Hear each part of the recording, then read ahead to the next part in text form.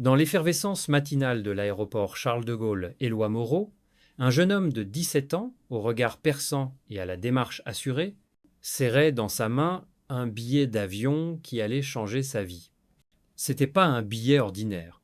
Il portait la mention première classe, un luxe inattendu pour un garçon issu d'un quartier modeste de la banlieue parisienne, où les rêves se construisent avec effort et détermination. Ce billet était un cadeau de son mentor, Monsieur Laurent, un professeur de lycée qui avait repéré le potentiel d'Éloi lors d'un concours régional de rédaction sur le leadership. Lauréat pour son essai sur l'inclusion sociale, Éloi avait gagné ce voyage à Marseille où il devait participer à un séminaire national pour jeunes leaders. Grand pour son âge, les cheveux soigneusement tressés en petites nattes, Éloi portait un sweat gris usé, un jean délavé et des baskets qui avaient parcouru bien des rues de son quartier. Malgré son apparence simple, il émanait de lui une confiance tranquille, un héritage de son père, le capitaine André Martin, un militaire décédé dans une mission lorsqu'Éloi n'avait que 7 ans. André, avec sa voix grave et chaleureuse, lui répétait souvent : La gentillesse, Éloi, c'est une richesse que tout le monde peut offrir, mais son impact est inestimable. Ces mots résonnaient dans son esprit alors qu'il traversait le terminal bondé, slalomant entre les valises à roulettes et les voyageurs pressés, les annonces des vols se mêlant au brouhaha des conversations. Éloi avançait vers la porte d'embarquement, son sac à dos pesant légèrement sur ses épaules. Il jetait des regards curieux autour de lui, observant les hommes d'affaires en costume impeccable, les familles tirant des valises débordantes, et les touristes consultant frénétiquement leur téléphone pour vérifier leurs itinéraires. Il se sentait à la fois excité et nerveux. Ce voyage à Marseille n'était pas un simple déplacement. C'était une opportunité rare de présenter son projet sur l'inclusion sociale devant des jeunes leaders de tout le pays. Il avait répété son discours des dizaines de fois, peaufinant chaque phrase, chaque pause, jusqu'à ce qu'il coule naturellement. Pourtant, une petite voix intérieure le tourmentait. Méritait-il vraiment sa place dans cet univers de prestige ? Lui, le garçon d'un quartier où les opportunités étaient rares, où les préjugés pesaient lourd sur les épaules des jeunes comme lui, Monsieur Laurent lui avait assuré qu'il était à la hauteur, et Éloi s'accrochait à cette conviction comme à une ancre dans la tempête de ses doutes. Lorsqu'il pénétra dans la passerelle menant à l'avion, l'odeur du carburant et l'excitation du voyage emplirent ses sens. À l'entrée de la cabine de première classe, une hôtesse l'accueillit avec un sourire poli, son uniforme bleu marine impeccable, contrastant avec l'agitation du terminal. La cabine était un véritable cocon de luxe, des sièges larges comme des fauteuils de salon, des éclairages tamisés, des tablettes en bois verni où reposaient des verres d'eau pétillante. Éloi s'arrêta un instant, presque intimidé, se demandant si quelqu'un allait lui demander s'il s'était trompé de section. Mais personne ne le fit.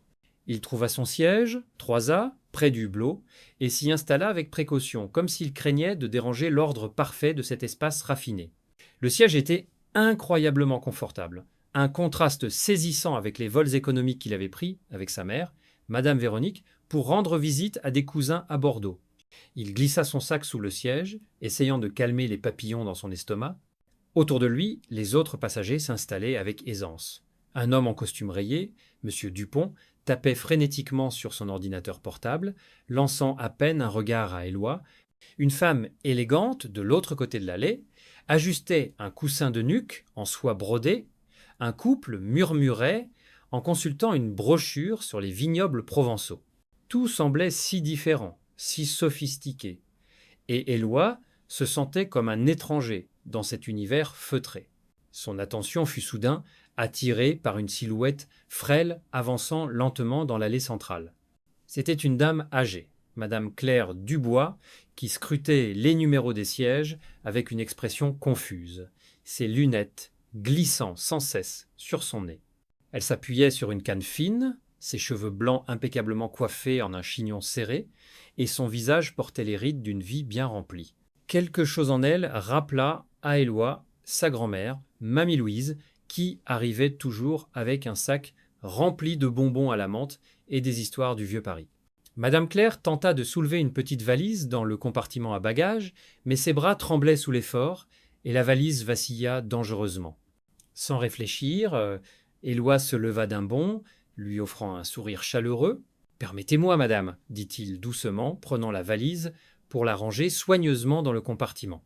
Elle le regarda, surprise mais reconnaissante, et le remercia d'une voix douce, teintée de fatigue. « Vous êtes bien aimable, jeune homme. » En continuant à avancer, elle cherchait son siège, qui, d'après son billet, était au fond de l'avion, dans la section économique, là où les rangées étaient étroites, les sièges serrés et le bruit des moteurs plus prononcé.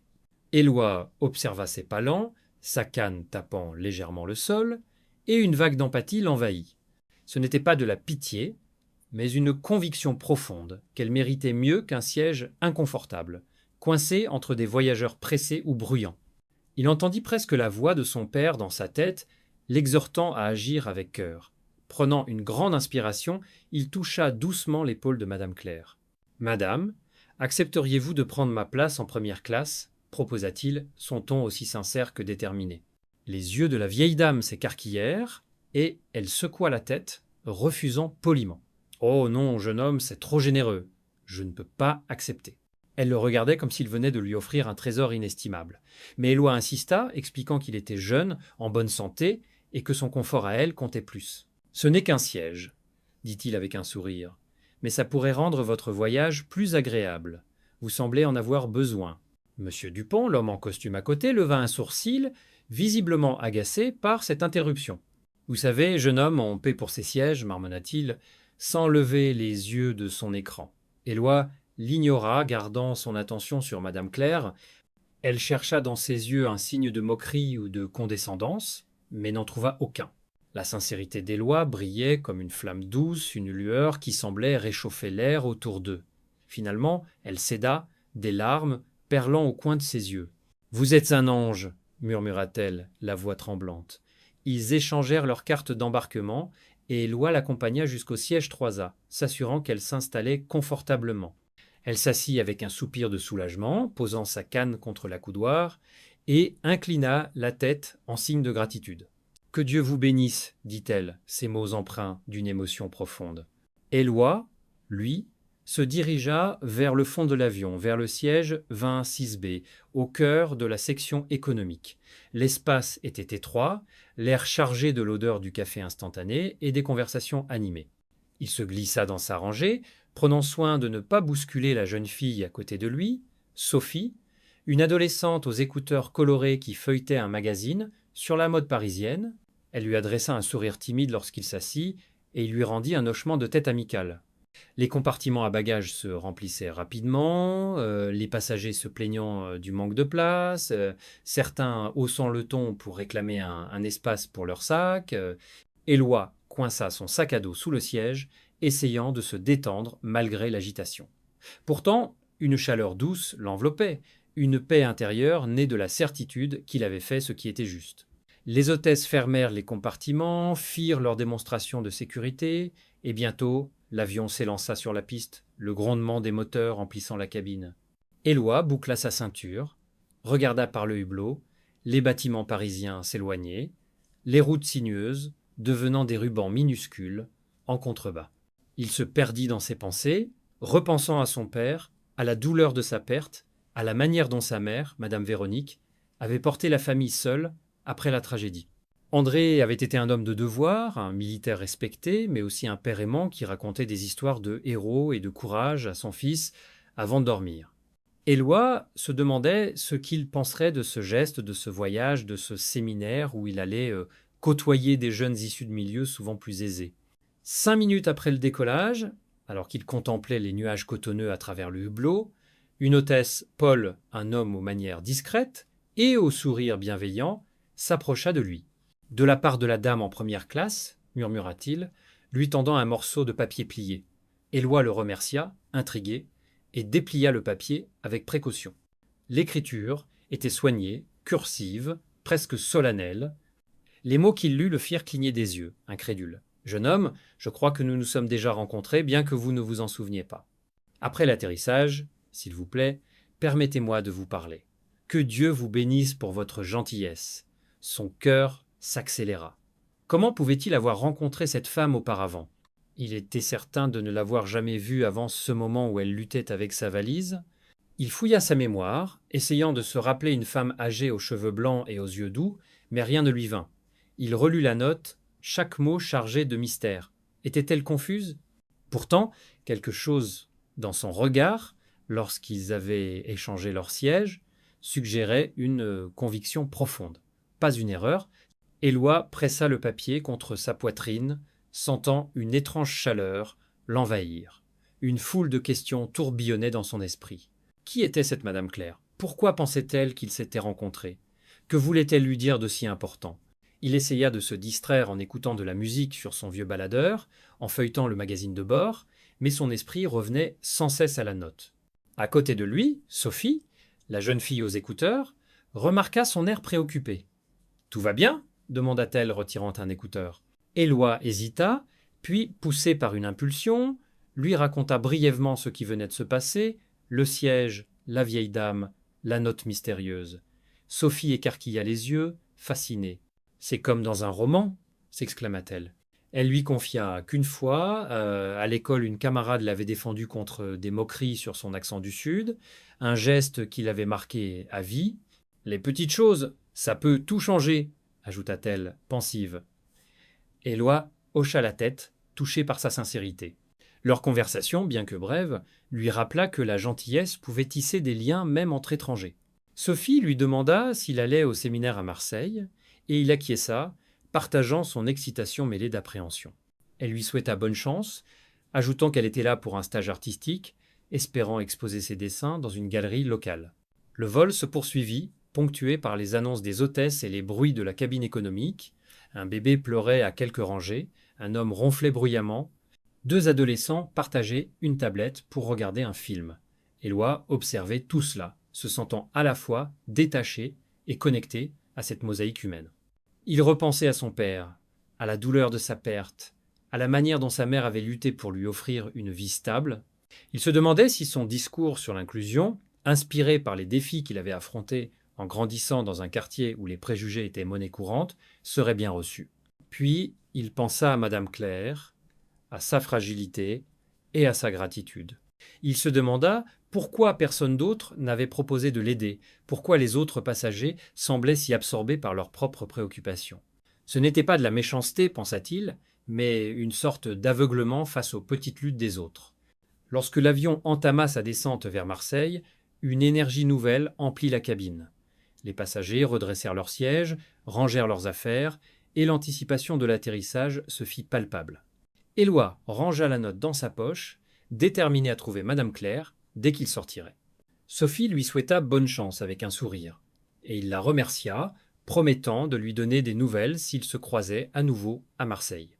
Lorsque les roues touchèrent la piste, un frisson d'excitation le parcourut. Il savait qu'il était sur le point de découvrir quelque chose d'important, quelque chose qui pourrait changer sa façon de voir le monde.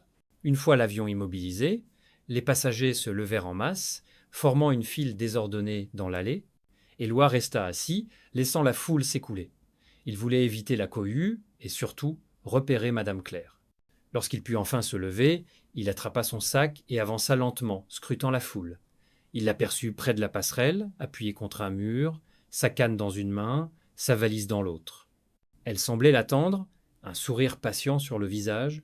Éloi s'approcha, son cœur battant. « Madame Dubois, dit-il doucement, vous vouliez me parler ?» Elle hocha la tête, ses yeux brillants d'une émotion qu'il ne pouvait encore déchiffrer. « Oui, Éloi, répondit-elle, sa voix tremblante mais ferme. Allons trouver un endroit calme.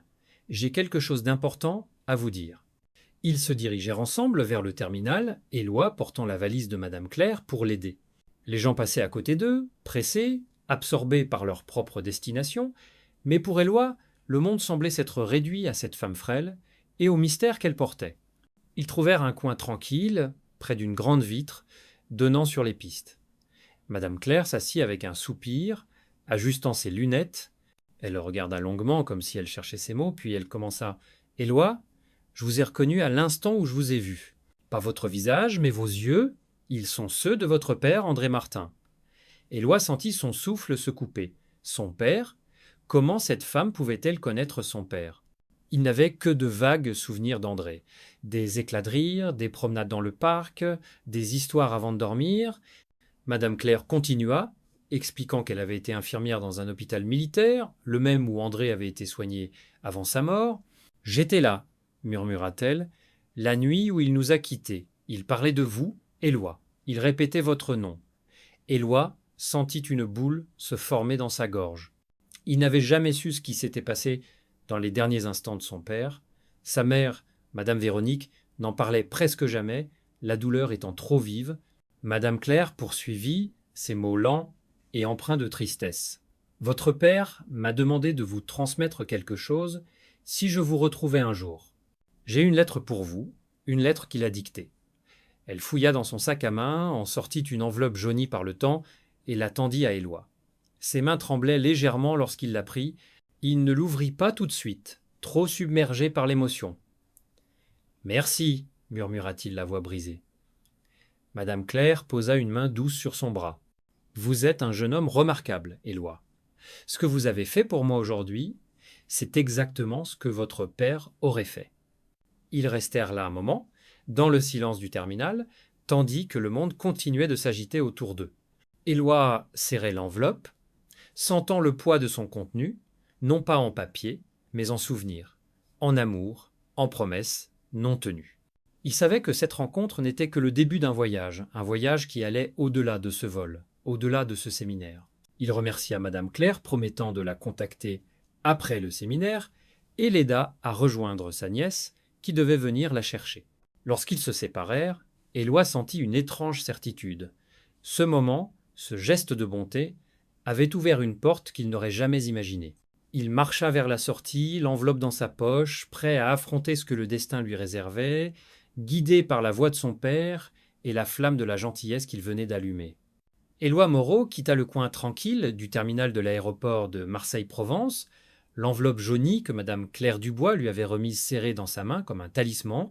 Les mots qu'elle avait prononcés résonnaient encore dans son esprit. « Vos yeux, ils sont ceux de votre père, André Martin. » Il n'arrivait pas à chasser l'image de cette femme frêle, appuyée sur sa canne, son regard empreint d'une tristesse douce mais profonde, comme si elle portait un fardeau depuis des années. Autour de lui, le terminal bourdonnait d'activité. Des voyageurs traînaient leurs valises à roulettes, des enfants couraient en riant, et les annonces des vols se succédaient dans un brouhaha incessant. Mais pour Éloi, le monde semblait s'être réduit à cette enveloppe et au mystère qu'elle renfermait. Il s'arrêta un instant près d'un kiosque à journaux, hésitant à ouvrir la lettre. Une part de lui voulait la lire immédiatement, déchiffrer les mots de son père, ce capitaine André Martin, dont il n'avait que des souvenirs flous, des éclats d'une enfance brisée par une perte brutale. Pourtant, une autre part de lui, plus prudente, craignait ce que ces mots pourraient révéler. Et si la lettre réveillait une douleur qu'il avait appris à enfouir, il glissa l'enveloppe dans la poche intérieure de son sweat, décidant d'attendre un moment de calme, peut être après s'être installé à Marseille pour le séminaire des jeunes leaders. Il jeta un dernier regard en direction de Madame Claire, qui s'éloignait lentement, soutenue par une jeune femme qui devait être sa nièce. Éloi leur fit un signe de la main, et Claire répondit d'un sourire fragile mais sincère. Il se retourna, ajustant son sac à dos, et se dirigea vers la sortie pour rejoindre le bus qui devait le conduire au centre-ville. Dans le bus, il s'assit près d'une fenêtre, regardant défiler les paysages méditerranéens, les champs d'oliviers baignés de soleil, les collines rocailleuses, et au loin, les reflets bleutés de la mer. Marseille, avec son mélange de modernité et de tradition, semblait vibrer d'une énergie unique, et Éloi sentit une bouffée d'excitation à l'idée du séminaire. Mais la lettre dans sa poche pesait sur son esprit, comme une promesse à la fois précieuse et intimidante. Il repensa à la rencontre avec Claire, à ce geste spontané de lui offrir son siège en première classe. Ce n'était qu'un petit acte, mais il avait déclenché une cascade d'émotions et de révélations. Il se demanda si son père, où qu'il soit, aurait été fier de lui. André Martin, cet homme dont sa mère, Madame Véronique, parlait avec tant d'amour, mais aussi tant de douleur, avait toujours prôné la générosité. Soit un homme qui donne sans attendre en retour, disait-il souvent, une maxime qu'Éloi avait gravée dans son cœur, même si les souvenirs de son père s'effaçaient avec le temps. Arrivé au centre de conférence, un bâtiment moderne aux grandes baies vitrées donnant sur le Vieux-Port, Éloi s'inscrivit au séminaire. La salle d'accueil était un tourbillon de jeunes visages enthousiastes, certains portant des badges aux couleurs vives, d'autres discutant avec animation autour de tables ornées de brochures. Éloi se sentit à la fois excité et un peu perdu parmi ces adolescents, dont beaucoup semblaient venir de milieux plus aisés, avec leurs vêtements de marque et leurs tablettes dernier cri. Il repéra un groupe de jeunes discutant d'un projet de collecte de fonds pour une association caritative, et une fille, Camille, une brune aux lunettes rondes et à l'énergie débordante, l'invita à se joindre à eux. « Tu es Éloi, c'est ça ?» demanda-t-elle avec un sourire. « J'ai entendu parler de ton essai sur l'inclusion. C'est génial ce que tu fais. » Éloi rougit légèrement, peu habitué à tant d'enthousiasme. Il se présenta brièvement, expliquant qu'il venait d'un quartier populaire de Paris et qu'il voulait promouvoir l'idée que chacun, quelle que soit son origine, pouvait contribuer à un monde meilleur. Camille hocha la tête, impressionnée, et lui présenta ses amis. Lucas, un garçon timide qui travaillait sur un projet de sensibilisation à l'environnement, et Aïcha, une lycéenne passionnée par la littérature qui voulait créer des clubs de lecture pour les jeunes en difficulté. Leur énergie était contagieuse et Éloi sentit ses doutes s'estomper peu à peu. Mais même au milieu de ces nouvelles rencontres, ses pensées revenaient sans cesse à la lettre. Pendant une pause café, il s'isola dans un coin de la salle, près d'une fenêtre donnant sur le port. Il sortit l'enveloppe, ses doigts tremblant légèrement. L'écriture de Madame Claire, fine et soignée, indiquait simplement « Pour Éloi, de la part de votre père ». Il prit une profonde inspiration et ouvrit l'enveloppe. À l'intérieur, une feuille de papier jaunie, usée par le temps, portait des mots écrits à l'encre noire, dans une écriture différente, plus hâtive, comme si chaque lettre avait été tracée dans l'urgence. Éloi lut. « Mon cher Éloi, si tu lis ceci, c'est que quelqu'un a tenu sa promesse de te trouver. Je suis si fier de toi, mon fils. La vie ne sera pas toujours facile, mais souviens-toi que la gentillesse est ta force. Elle ouvre des portes que tu n'imagines même pas. Reste fidèle à toi-même, et sache que je t'aime toujours. Ton père, André. » À côté de la lettre, il trouva un petit objet enveloppé dans un mouchoir en tissu, une médaille militaire légèrement ternie, avec une inscription gravée « Courage et honneur ». Éloi sentit une vague d'émotion l'envahir. Ses yeux s'embuèrent, et il serra la médaille contre sa poitrine, comme s'il pouvait y sentir encore la chaleur de son père. Il resta là, immobile, pendant plusieurs minutes, absorbant chaque mot. La lettre était courte, mais elle portait le poids d'un amour inachevé, d'un lien brisé trop tôt. Éloi avait toujours su que son père était mort en héros, mais les détails lui avaient été épargnés. Sa mère, Madame Véronique, parlait peu de cette période, préférant se concentrer sur les souvenirs heureux, les dimanches au parc, les chansons qu'André chantait pour endormir Éloi, son rire qui emplissait leur petit appartement, mais cette lettre et la médaille donnaient une nouvelle dimension à ses souvenirs. Éloi se demanda ce que Madame Claire avait vu, ce qu'elle avait vécu à l'hôpital militaire. Il voulait en savoir plus, comprendre ce qui avait lié cette femme à son père, et pourquoi elle avait porté ce message pendant toutes ces années. Lors du déjeuner, il retrouva Camille et les autres dans la cafétéria du centre. L'odeur du café fraîchement moulu et des croissants chauds flottait dans l'air, un rappel du savoir-vivre français, même dans un cadre aussi animé. Camille remarqua son air pensif et lui demanda s'il allait bien. Éloi hésita, puis, poussé par une envie de partager, il raconta l'histoire de la rencontre dans l'avion, du siège offert et de la lettre. Camille écouta, captivée, ses yeux brillants d'émotion. « C'est incroyable, Éloi, dit-elle. Tu as fait un geste si simple, et regarde ce que ça a déclenché. Tu dois partager cette histoire pendant le séminaire. Ça pourrait inspirer tellement de gens. » Éloi rougit à nouveau, peu habitué à être au centre de l'attention. Mais l'idée de Camille fit son chemin. Peut être que cette histoire, ce lien retrouvé avec son père, pouvait devenir plus qu'un moment personnel. Peut être qu'elle pouvait inspirer d'autres jeunes à croire en la puissance des petits gestes. L'après-midi, les ateliers du séminaire commencèrent. Éloi participa à une session sur le leadership inclusif, animée par une femme dynamique, Madame Lefebvre, une ancienne diplomate reconvertie dans l'éducation. Elle parlait avec passion de la nécessité de construire des ponts entre les communautés, de surmonter les préjugés et de donner une voix aux plus marginalisés. Éloi buvait ses paroles, notant frénétiquement des idées dans son carnet. Il pensa à son quartier, où les tensions entre les différentes cultures étaient parfois palpables, où les jeunes, comme lui devaient souvent, prouver leur valeur 2 fois plus pour être pris au sérieux. Il se souvint des regards méfiants dans les magasins, des remarques subtiles des professeurs qui doutaient de ses capacités avant de voir ses notes impeccables. Ces expériences, bien que douloureuses, l'avaient forgé, lui avaient appris à répondre aux préjugés par la persévérance et la bienveillance. Pendant une pause, il croisa Paul, l'hôtesse de l'air, qui lui avait remis la note dans l'avion. Paul, un homme d'une trentaine d'années au sourire discret, était en pause entre 2 vols et avait décidé de passer au centre pour saluer un ami. En voyant Éloi, il s'approcha. « Alors, tu as parlé avec la dame ?» demanda-t-il, curieux. Éloi hocha la tête, lui racontant brièvement la révélation sur son père. Paul écouta, visiblement ému. « Tu sais, dit-il, j'ai vu beaucoup de choses dans ce métier, mais ce que tu as fait pour elle, c'était spécial. Peu de gens auraient agi comme toi. » Il ajouta, avec un clin d'œil, qu'il avait discrètement offert un café à Madame Claire pendant le vol, touché par leur échange. Éloi sourit, reconnaissant pour ce petit geste supplémentaire, qui renforçait l'idée que la gentillesse était contagieuse. Le soir, après une journée intense d'ateliers et de discussions, Éloi s'installa dans la chambre qu'il partageait avec Lucas, son nouveau camarade du séminaire. La pièce, simple mais confortable, donnait sur une cour intérieure où des étudiants riaient et jouaient à un jeu de cartes. Lucas, un garçon aux cheveux bouclés et au regard sérieux, lui confia qu'il avait grandi dans une petite ville où les idées écologiques étaient souvent moquées. « J'ai dû apprendre à défendre mes convictions, » dit-il.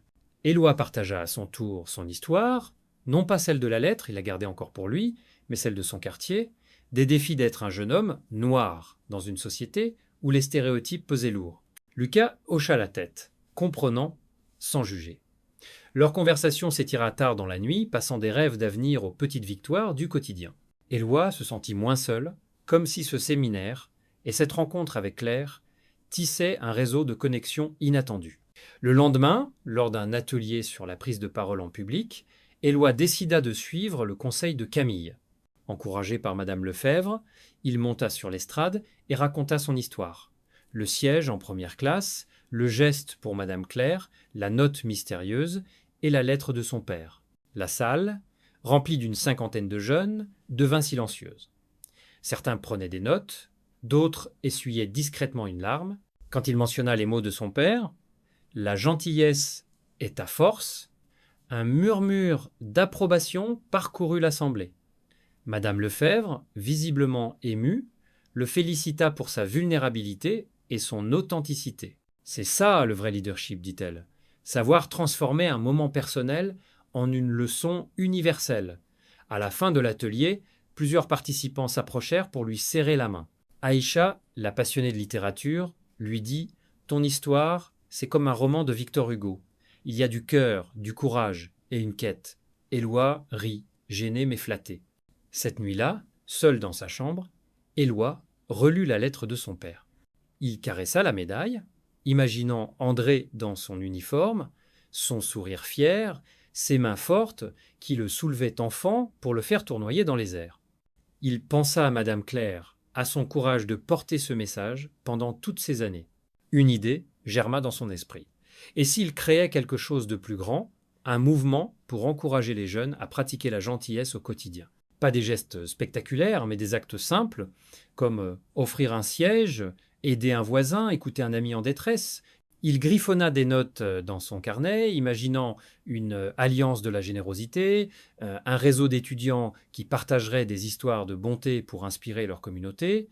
Il pensa à son père, à sa mère, à Madame Claire et à tous ceux qui, par leurs actions, avaient façonné son chemin. Avant de s'endormir, il envoya un message à Madame Claire, la remerciant pour la lettre et lui promettant de la contacter après le séminaire. Il ne savait pas encore que cette promesse marquerait le début d'une amitié profonde, ni que son geste sur ce vol ouvrirait la voie à une mission qui changerait des vies bien au-delà de la sienne. Éloi s'endormit avec la médaille sur sa table de nuit, la lettre pliée à côté, et un sentiment nouveau dans le cœur. Celui d'un jeune homme qui commençait à comprendre que la gentillesse, loin d'être une faiblesse, était une force capable de transcender le temps, la douleur et les barrières humaines. De retour à Paris, après le séminaire de Marseille, Éloi Moreau se sentait transformé. La lettre de son père, capitaine André Martin, et la médaille militaire qu'il portait désormais dans sa poche semblaient vibrer d'une énergie nouvelle, comme des phares guidant ses pas. Dans le train qui le ramenait chez lui, il regardait par la fenêtre les paysages, défilant sous un ciel gris d'automne, les champs dorés et les villages endormis. Il repensait à Madame Claire Dubois, l'infirmière qui avait porté les derniers mots de son père pendant toutes ces années, et à la manière dont un simple geste, lui offrir son siège en première classe, avait ouvert une porte vers son passé et son avenir. Éloi n'était plus le garçon timide qui doutait de sa place dans le monde. Il avait trouvé une mission, faire de la gentillesse un moteur de changement, une flamme capable d'éclairer les cœurs et de dissoudre les barrières. Ses notes griffonnées à Marseille, celles où il imaginait une alliance de la générosité, prenaient forme dans son esprit. Il voulait créer un mouvement dans son lycée, un réseau où les élèves s'engageraient à pratiquer des actes de bonté quotidiens, aussi petits soient-ils, pour transformer leur environnement. À son arrivée, dans leur petit appartement de la banlieue parisienne, Éloi fut accueilli par sa mère, Madame Véronique, dont les yeux brillaient de fierté. Elle l'enlaça longuement, sentant que son fils avait changé. « Raconte-moi tout, dit-elle, s'asseyant à la table de la cuisine, où une théière fumante embaumait l'air de menthe fraîche, une tradition héritée de ses origines maghrébines. Éloi lui parla du séminaire, des jeunes leaders qu'il avait rencontrés, de Camille, Lucas et Aïcha, mais surtout de Madame Claire et de la lettre. Il sortit l'enveloppe jaunie et la tendit à sa mère. Véronique la prit avec précaution, comme si elle craignait de briser quelque chose de sacré. Lorsqu'elle lut les mots d'André, ses yeux s'emplirent de larmes. « Il parlait de toi, même à la fin, » murmura-t-elle, la voix brisée. Éloi lui raconta comment Claire, infirmière à l'hôpital militaire, avait été là pour son père dans ses derniers instants, et comment il avait gardé cette lettre, espérant un jour la remettre à son fils. Véronique serra la main d'Éloi, émue par cette connexion retrouvée avec l'homme qu'elle avait tant aimé. « Cette femme, Claire, elle doit faire partie de nos vies maintenant, dit-elle. » Éloi acquiesça, promettant de rester en contact avec elle. Les jours suivants, Éloi se mit au travail avec une détermination nouvelle. Il contacta ses professeurs et le directeur de son lycée, un homme sévère mais juste, M. Garnier, pour présenter son idée d'une alliance de la générosité. Il expliqua qu'il s'agissait d'un club où les élèves s'engageraient à accomplir un acte de bonté chaque jour, aider un camarade en difficulté, offrir un sourire à un inconnu, ou simplement écouter quelqu'un qui en avait besoin. Il voulait que ces gestes, aussi modestes soient-ils, deviennent une vague qui transformerait la culture du lycée, souvent marquée par des clivages sociaux et des préjugés. M. Garnier, d'abord sceptique, fut touché par la sincérité d'Éloi. « C'est ambitieux, Moreau, dit-il, ajustant ses lunettes.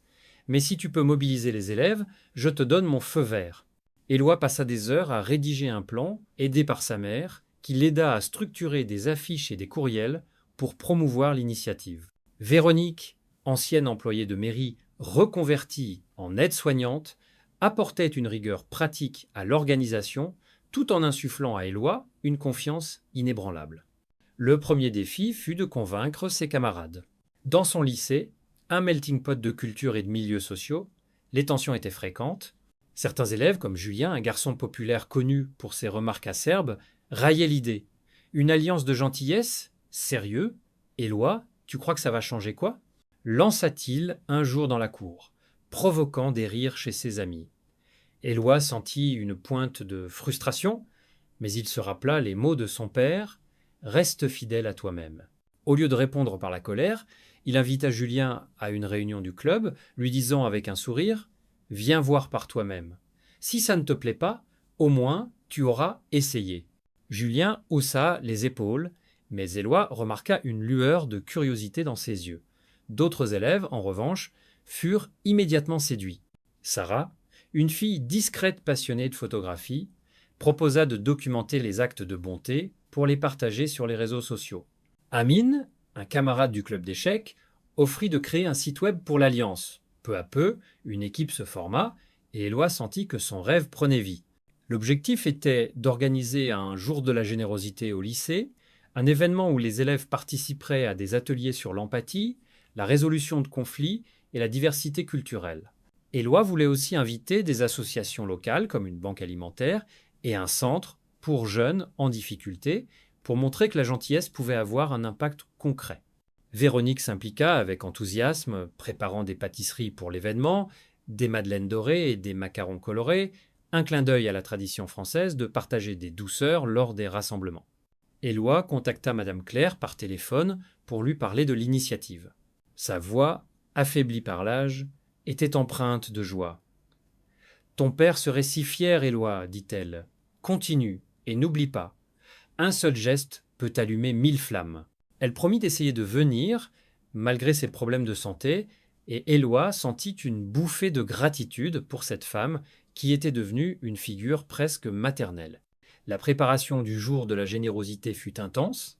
Éloi et son équipe passèrent des semaines à accrocher des affiches dans les couloirs, à distribuer des bracelets portant l'inscription « La générosité nous unit » et à convaincre les professeurs de libérer du temps pour l'événement. Certains enseignants, d'abord réticents, furent gagnés par l'enthousiasme des élèves. Madame Dubois, la professeure de français, proposa un atelier d'écriture où les élèves partageraient des récits personnels sur la gentillesse. Monsieur Lefebvre, le professeur d'histoire, organisa une discussion sur la manière dont les grands mouvements sociaux, comme la Résistance française, avaient souvent été alimentés par des actes de courage et de solidarité. Même Julien, le sceptique, commença à s'impliquer, aidant à installer des stands dans l'auditorium.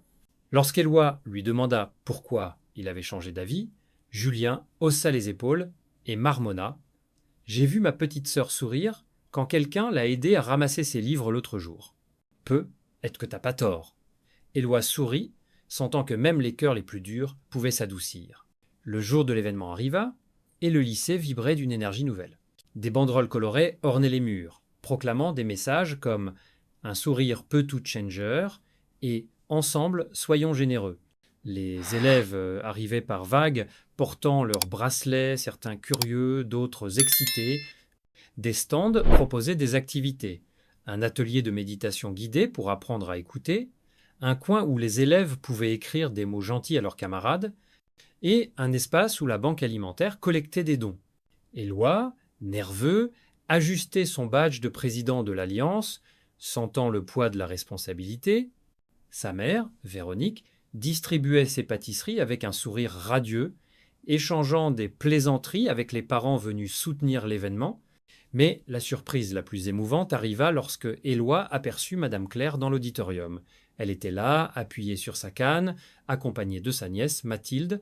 Malgré sa santé fragile, elle avait fait le voyage depuis son petit appartement à la périphérie de Paris, un effort considérable pour une femme de son âge.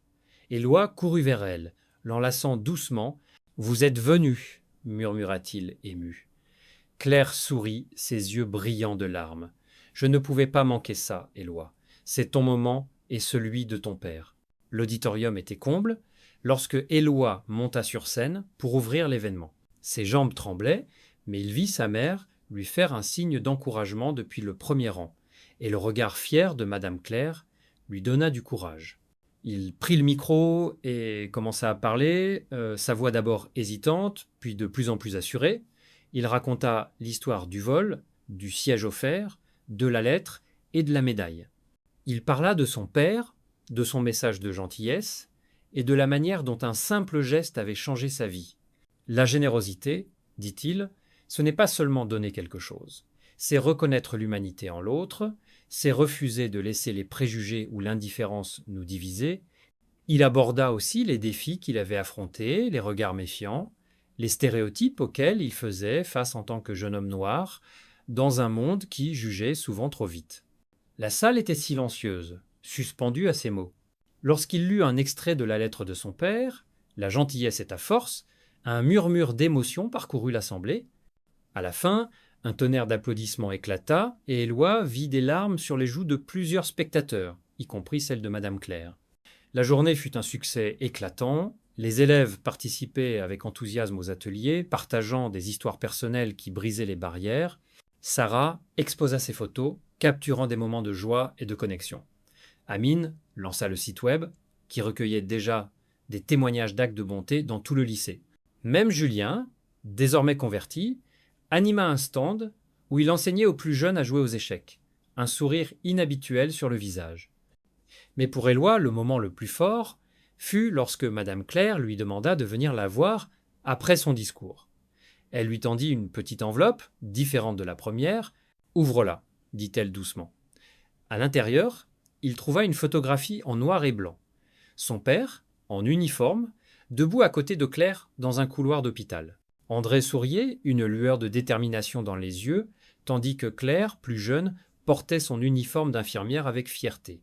Au dos, une note manuscrite. « Pour Éloi, pour que tu vois la lumière de ton père dans tout ce que tu fais. » Éloi sentit sa gorge se serrer. Il serra Claire dans ses bras, promettant de chérir cette photo pour toujours. Les mois qui suivirent, l'alliance de la générosité grandit. D'autres lycées parisiens adoptèrent l'idée et Éloi fut invité à parler dans des conférences régionales. Les médias locaux s'intéressèrent à son histoire et un journaliste du Parisien lui consacra un article titré « Le jeune homme qui fait briller la générosité ». Éloi resta en contact avec Madame Claire, l'appelant régulièrement pour prendre ses nouvelles. Mais un jour, Mathilde, sa nièce, lui annonça une nouvelle déchirante. Claire s'était éteinte paisiblement, entourée de sa famille. Éloi pleura, tenant la photo et la lettre, mais il trouva du réconfort dans les mots de Claire. Un seul geste peut allumer 1000 flammes. Il organisa une cérémonie en son honneur au lycée, où élèves et professeurs partagèrent des souvenirs de gentillesse. Éloi y parla de Claire, de son père et de la manière dont leurs leçons vivaient à travers l'Alliance. Des années plus tard, alors qu'il poursuivait des études en travail social à l'université, Éloi transforma l'Alliance en une association nationale, mobilisant des jeunes à travers la France pour promouvoir l'empathie et l'inclusion. Il portait toujours la lettre et la médaille, des rappels constants de son chemin. Chaque fois qu'il parlait en public, il racontait l'histoire du vol, non pas pour se glorifier, mais pour prouver que la gentillesse, même dans ses formes les plus simples, pouvait changer le monde. Dans un aéroport, des années après, alors qu'il embarquait pour une nouvelle conférence, Éloi scruta la foule, prêt à offrir son aide à quiconque en aurait besoin. Il sourit, pensant à Claire et à André, et murmura un vœu silencieux. Que la flamme de la générosité ne s'éteigne jamais. L'histoire d'Éloi Moreau, ce jeune homme qui a cédé son siège en première classe à une vieille dame, Madame Claire Dubois, dans un avion reliant Paris à Marseille, est bien plus qu'un simple récit de voyage. C'est une parabole moderne, profondément ancrée dans les valeurs françaises de fraternité, de générosité et de respect, qui résonne avec une vérité universelle. Un acte de bonté, même modeste, peut provoquer une cascade de changements inattendus. En tant que Français, nous sommes souvent imprégnés de cette idée que la solidarité et l'humanité sont au cœur de notre identité. Des cafés parisiens, où l'on partage un moment avec un inconnu au marché provençaux, où les sourires accompagnent les échanges. L'histoire d'Éloi incarne cet esprit, et elle m'a profondément touché, m'incitant à réfléchir aux leçons qu'elle porte et à la manière dont elles peuvent s'appliquer dans nos vies quotidiennes. Ce qui frappe d'abord dans cette histoire, c'est la simplicité du geste initial d'Éloi. Offrir son siège n'était pas un exploit héroïque, mais un choix spontané guidé par une empathie naturelle. Ce geste m'a rappelé que la gentillesse ne nécessite pas toujours de grands sacrifices. Dans notre société moderne, où l'individualisme peut parfois dominer, nous avons tendance à nous enfermer dans nos préoccupations, nos téléphones, nos agendas chargés, nos ambitions personnelles. Pourtant, Éloi nous montre qu'un moment d'attention, un regard porté sur l'autre, peut transformer une journée, voire une vie. J'ai repensé à des moments où j'ai croisé des gens dans le besoin, une personne âgée luttant avec ses courses, un passant perdu demandant son chemin, et combien il est facile de passer à côté sans agir. L'histoire d'Éloi m'a donné envie de ralentir, d'observer et d'agir avec cœur, même dans les petites choses. Une autre leçon puissante est celle de la connexion humaine. En cédant son siège, Éloi n'a pas seulement offert du confort à Madame Claire. Il a ouvert une porte vers son propre passé, découvrant une lettre et une médaille de son père, André Martin. Ce lien inattendu avec son père, un héros militaire dont il ne gardait que des souvenirs flous, montre que la gentillesse agit comme un pont entre les générations, les histoires et les cœurs. En France, où l'histoire et la mémoire collective occupent une place centrale, pensons aux monuments aux morts dans chaque village ou aux récits familiaux partagés autour d'un repas, cette idée résonne profondément. Elle m'a poussé à réfléchir à mes propres racines, aux histoires que mes grands-parents m'ont transmises, et à la manière dont je peux honorer leur héritage par des actes de bienveillance. Comme Éloi, nous pouvons tous devenir des gardiens de la mémoire, des passeurs de lumière, en tendant la main à ceux qui croisent notre chemin. L'histoire d'Éloi met également en lumière la lutte contre les préjugés. En tant que jeune homme noir issu d'un quartier modeste, Éloi a dû affronter des regards méfiants et des stéréotypes, que ce soit dans l'avion ou dans son quotidien. Pourtant, il a répondu à ces défis non pas par la colère, mais par la persévérance et la générosité. Cette attitude est un rappel puissant que, dans une société française marquée par la diversité, l'empathie peut désamorcer les tensions et construire des ponts. J'ai été inspiré par la manière dont Éloi a transformé ses expériences personnelles en un mouvement, l'Alliance de la générosité, qui encourage les jeunes à agir avec compassion. Cela m'a fait réfléchir à ma propre responsabilité. Comment puis-je, dans mon cercle, que ce soit au travail, à l'université ou dans mon quartier, promouvoir l'inclusion et défier les jugements hâtifs? Peut être en écoutant davantage, en posant des questions, en offrant un sourire là où l'on attend de l'indifférence. Enfin, l'histoire d'Éloi est un témoignage de la manière dont un geste peut créer une onde de choc positive. Son initiative au lycée, le jour de la générosité, a mobilisé des élèves, des professeurs et même des sceptiques comme Julien, prouvant que la bonté est contagieuse. Cette idée résonne avec la tradition française de la solidarité, vue dans des initiatives comme le Téléthon ou les Restos du Cœur, où des communautés se réunissent pour soutenir les plus vulnérables. Elle m'a inspiré à chercher des moyens d'agir dans mon quotidien, organiser une collecte pour une association locale, offrir mon aide à un collègue en difficulté, ou simplement prendre le temps de discuter avec un voisin. Éloi nous rappelle que chaque acte compte et que la somme de ces gestes peut transformer une communauté, un pays, voire le monde. Pour appliquer ces leçons dans ma vie, je veux m'engager à pratiquer une gentillesse intentionnelle. Cela pourrait être aussi simple que de tenir la porte pour quelqu'un, d'écouter un ami sans interrompre, ou de donner un coup de main à un inconnu dans le métro. Je veux aussi être plus attentif aux histoires des autres, car, comme Éloi l'a découvert, chaque personne porte une richesse cachée, une histoire qui peut nous toucher. Enfin, je m'inspire de l'Alliance de la générosité pour créer des moments de connexion dans mon entourage. Peut être en organisant un événement communautaire ou en encourageant mes amis à partager leurs propres actes de bonté. Ces petites actions, cumulées, peuvent tisser un réseau d'espoir et de solidarité à l'image de ce qu'Éloi a accompli. Si cette histoire vous a touché autant qu'elle m'a ému, je vous invite à la partager avec ceux qui vous entourent. Cliquez sur j'aime pour montrer votre soutien, partagez cette vidéo pour inspirer d'autres à agir avec générosité et abonnez-vous à notre chaîne pour ne pas manquer d'autres récits qui célèbrent l'humanité. Laissez un commentaire ci-dessous pour nous dire ce que cette histoire vous a appris ou partagez un moment où un geste de bonté a changé votre journée. Ensemble, faisons grandir la flamme de la générosité, un acte à la fois,